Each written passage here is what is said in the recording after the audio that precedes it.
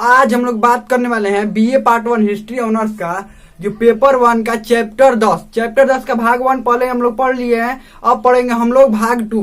अगर भाग 1 देखना चाहते हैं और चैप्टर 10 से पहले वाला सब चैप्टर का अगर वीडियो देखना चाहते हैं तो लिंक डिस्क्रिप्शन में है या प्ले लिस्ट में भी जाकर देख सकते हैं। अब हम पढ़ेंगे चैप्टर 10 का भाग 2। भाग 2 में हम लोग भाग 1 में क्या पढ़े थे, जो सुंग वंश के बारे में पढ़े। सुंग वंश का स्थापना किसने किया था, पुष्यमित्र शुंग ने। और एक ठीक ठाक ये राजा था पुष्यमित्र शुंग। और इसके शासनकाल में 2 विदेशी आक्रमण हुए थे। कितने विदेशी आक्रमण, 2 विदेशी आक्रमण हुए थे। विदेशी आक्रमण हुए थे, 2 विदेशी आक्रमण हुए थे, लेकिन दोनों विदेशी आक्रमणों को ठीक ठाक मतलब निपटा दिया था। ये जीत किसी हुई थी, इसी को पुष्यमित्र शुंग की जीत हुई थी। ये खुद नहीं लड़ा था, ये अपने लड़का जो था इसका अग्निमित्र उसको भेजकर लड़वाया था, लेकिन फिर भी जीत गया था। ये दोनों जीत गए। लेकिन यहाँ पर हुआ ये कि अपने यहाँ से ही हार गया। देखिए कहाँ से हारे गए, यहाँ पर था कालिंग में खारवेल था। क्या था, कालिंग में खारवेल। आपको पता है कालिंग कहाँ है, उड़ीसा में है। तो कालिंग में खारवेल था। तो यहाँ पर खारवेल और ये मगध तो था ही, ये मगध पूरा में फैला था, इधर तो फैला ही था। तो यहाँ से तो ये मगध से हुआ इसका युद्ध। किसका, खारवेल का युद्ध किससे हुआ, मगध से। मगध का राजा कौन था, ये था पुष्यमित्र शुंग था। तो ये पुष्यमित्र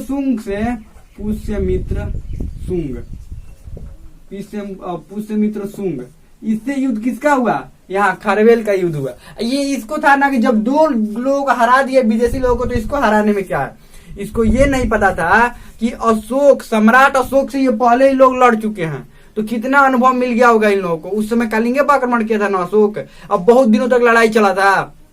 जब अशोक जैसी सेना को, अशोक के जो सम्राट अशोक था उसके सेना को कितने दिनों तक युद्ध लड़ने के बाद जीते, तो ये लोग उसके सामने क्या, इसके सामने कालिंग के सामने क्या। इन लोगों को ये सोचना चाहिए कि अशोक जैसे सम्राट को, इन लोगों को कालिंग को हराने में इतना दिन समय लग गया, तो इनको कितना दिन लगा। पर ये हुआ युद्ध और कौन हार गए, यही पुष्यमित्र शुंग हार गए।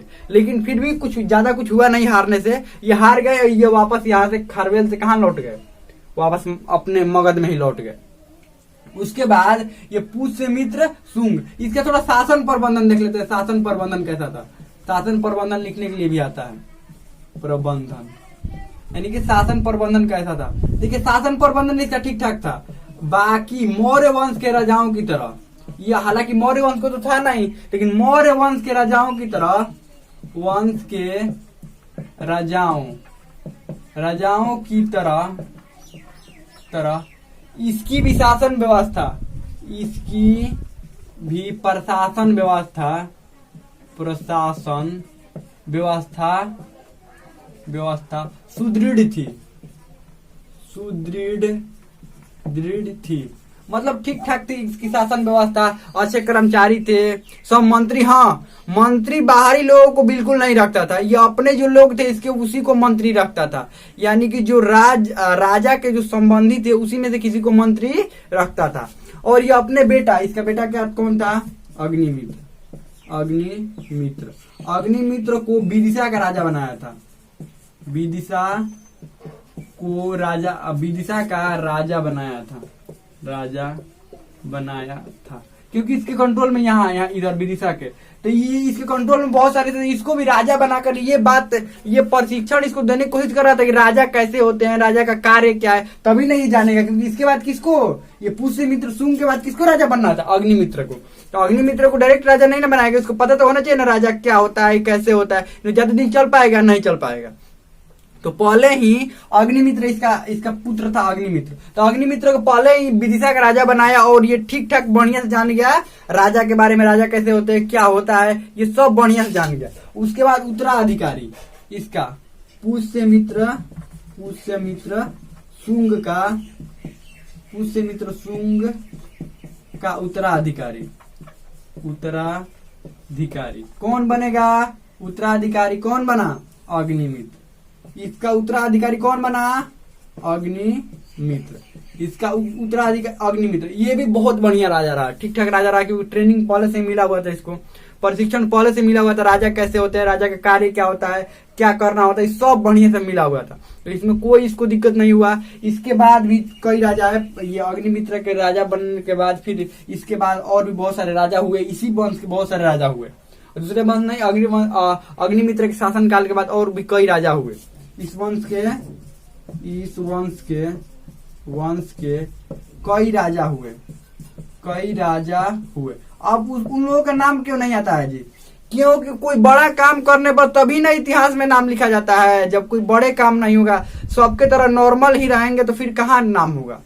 नाम उन्हीं लोगों का होता है जो कोई बड़ा काम करते हैं, बड़ा कार्य करते हैं। बड़ा जो कार्य नहीं करता है उसका नाम नहीं होता, तो ये लोग कुछ किए ही नहीं, तो इन लोगों का नाम नहीं हुआ। इस वंश का जो अंतिम शासक था, इस वंश का अंतिम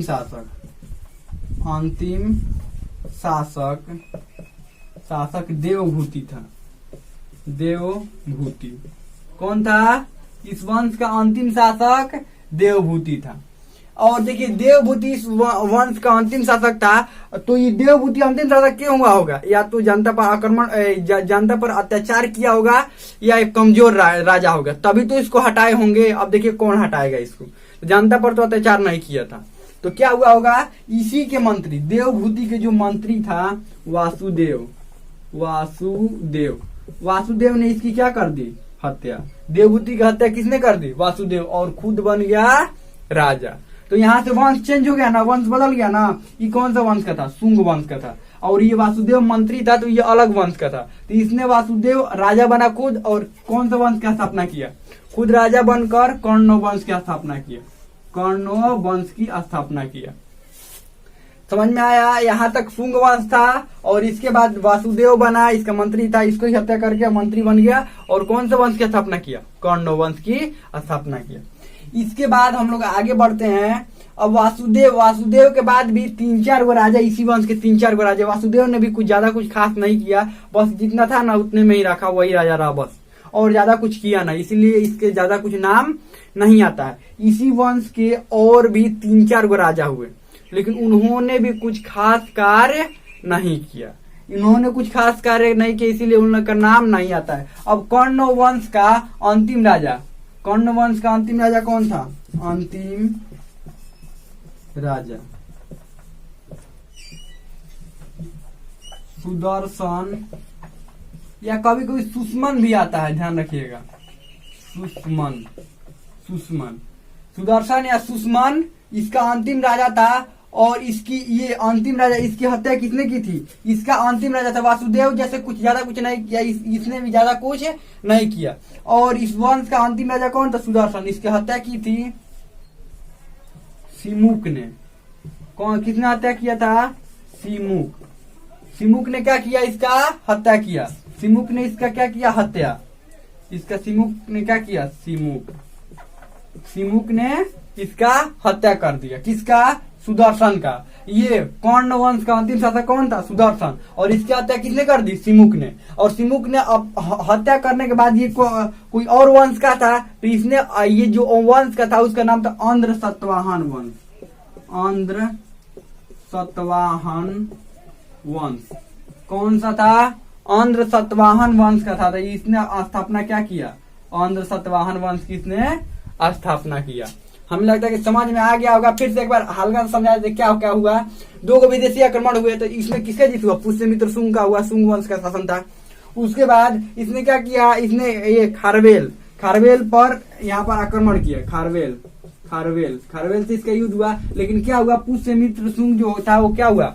हार गया। इसका शासन प्रबंधन मौर्य वंश के राजाओं की तरह ये भी शासन प्रबंधन ठीक ठाक ही था। अग्निमित्र को कहाँ का राजा बनाया? विदिशा का राजा बनाया। अग्निमित्र कौन था? इसका पुत्र था। उसके बाद इसका उत्तराधिकारी कौन हुआ? पुष्यमित्र शुंग का उत्तराधिकारी अग्निमित्र हुआ। ये भी ठीक ठाक राजा रहा, कोई दिक्कत नहीं था। उसके बाद अग्निमित्र के बाद और कई राजा हुए, लेकिन उन्होंने ज्यादा कार्य नहीं किया, इसीलिए उनका नाम नहीं आता है। और इस वंश का अंतिम शासक देवभूति था। कौन था इस वंश का अंतिम शासक? देवभूति था शुंग वंश का। उसके बाद देवभूति की हत्या उसी के मंत्री वासुदेव ने कर दी और अपना वंश का स्थापना किया। कौन सा? कर्ण वंश की। अभी देवभूति ज्यादा भी कुछ नहीं कर पाया और ज्यादा कुछ नहीं कर पाया, तो इसीलिए इसका ज्यादा कुछ नाम नहीं आता है। और इसके 3-4 गो राजा हुए, इसी वंश के 3-4 गो राजा हुए, तो उनका नाम ज्यादा कुछ नहीं आता क्योंकि ज्यादा कुछ किए नहीं किए, तो नाम नहीं आता। इस वंश का अंतिम जो शासक था कौन था? सुदर्शन। अंतिम शासक कौन था? सुदर्शन। इसकी हत्या किसने की थी? सिमुक ने। इसकी हत्या सिमुक ने करके और अपने वंश की स्थापना किया था। उसका नाम क्या था? आंध्र सातवाहन वंश। हमें लगता है समझ में आ गया होगा। इससे आगे हम लोग अगला भाग में पढ़ेंगे। हमें लगता है कि बहुत अच्छे से आपको समझ में आ गया होगा।